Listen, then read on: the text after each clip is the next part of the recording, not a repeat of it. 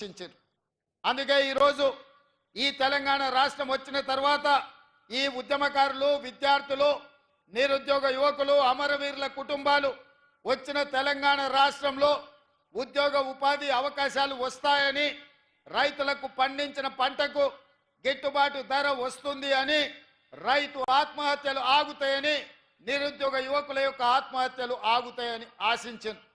కానీ నేను ఇవాళ ఇక్కడికి వచ్చిన వేలాది మందితో పాటు తెలంగాణ రాష్ట్రంలో ఉన్న 4 కోట్ల ప్రజల్ని నేను అడగదలుచుకున్నా.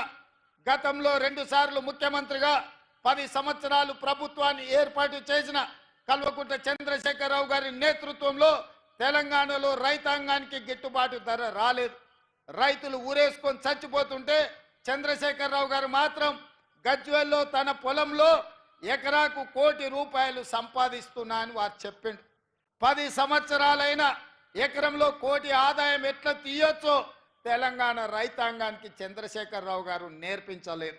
ఆ విద్య ఏందో, ఆ మహత్యం ఏందో ఈ రోజుకు ఒక బ్రహ్మ పదార్థంగా, బ్రహ్మ రహస్యంగా మారిపోయింది. అదే కాకుండా తెలంగాణ రైతాంగం, ముఖ్యంగా పెద్దపల్లి నియోజకవర్గ ప్రాంతం, ఆనాడు ఎస్ఆర్ఎస్పీ నుంచి నీళ్లు రాకపోతే మా మిత్రుడు విజయన్న రైతాంగం కోసం పైపులను పలగొడితే అతన్ని తీసుకెళ్లి కరీంనగర్ జైల్లో పెడితే ఆనాడు ఈ పెద్దపల్లి రైతాంగం కోసం మీకు నీళ్లు ఇవ్వడం ద్వారా ఈ ప్రాంత రైతాంగాన్ని ఆదుకోవాలన్న గొప్ప ఆలోచనతోని మీకోసం నడుం బిగించి కొట్లాడితే ఆనాడు చంద్రశేఖరరావు గారు కరీంనగర్ జైల్లో నిర్బంధిస్తే మేడుపల్లి సత్యం, కవ్వంపల్లి సత్యనారాయణతో సహా మేమందరం జైలుకి వెళ్ళి పరామర్శించి పెద్దపల్లి రైతాంగానికి అండగా నిలబడతాం, మీ ప్రాంతానికి నీళ్లు ఇస్తాం, భవిష్యత్తులో పెండింగ్ ఉన్న ప్రాజెక్టులను మేము పూర్తి చేస్తామని చెప్పడం జరిగింది. ఆనాడు ఏవైతే ప్రాజెక్టుల గురించి మీరు మాట్లాడినరో ఇవాళ ప్రాజెక్టులను పూర్తి చేసుకునే అవకాశం మనకి అధికారం వచ్చింది. విజయన్న ఈరోజు మీకు శాసనసభ్యుడు అయ్యిండు.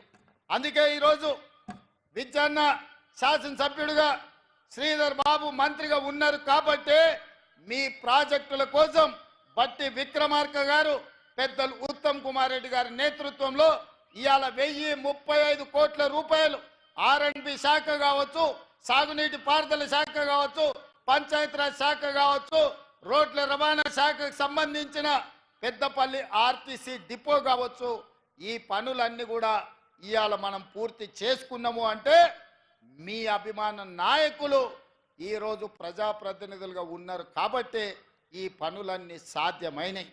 వాళ్ళు అడిగినరు, ఇంతకుముందు శ్రీధర్ బాబు గారు మాట అన్నారు, ఈ అన్ని విషయాలు తీసుకెళ్ళి ఒత్తిడి చేసి నేను తీసుకొచ్చినా అని.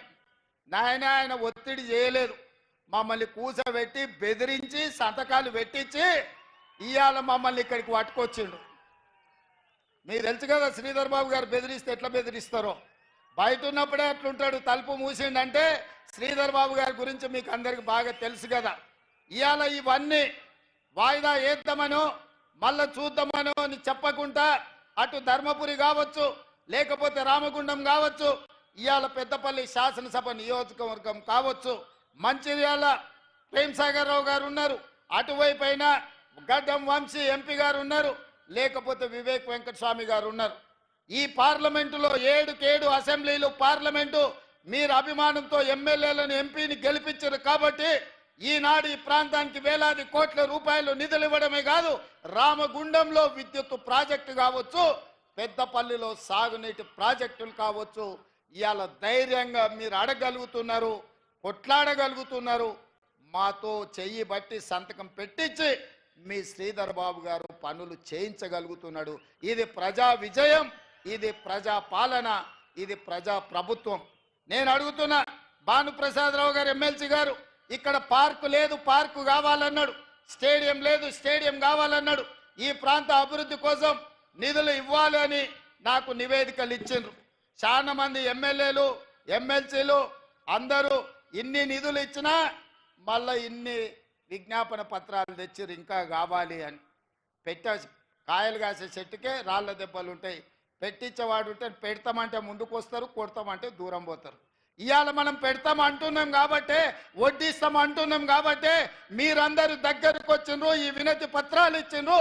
ఇవాళ మీ అందరికి మంచి చేయడానికి ఈ నివేదికలు మొత్తం మళ్ళీ సచివాలయానికి వెళ్ళిన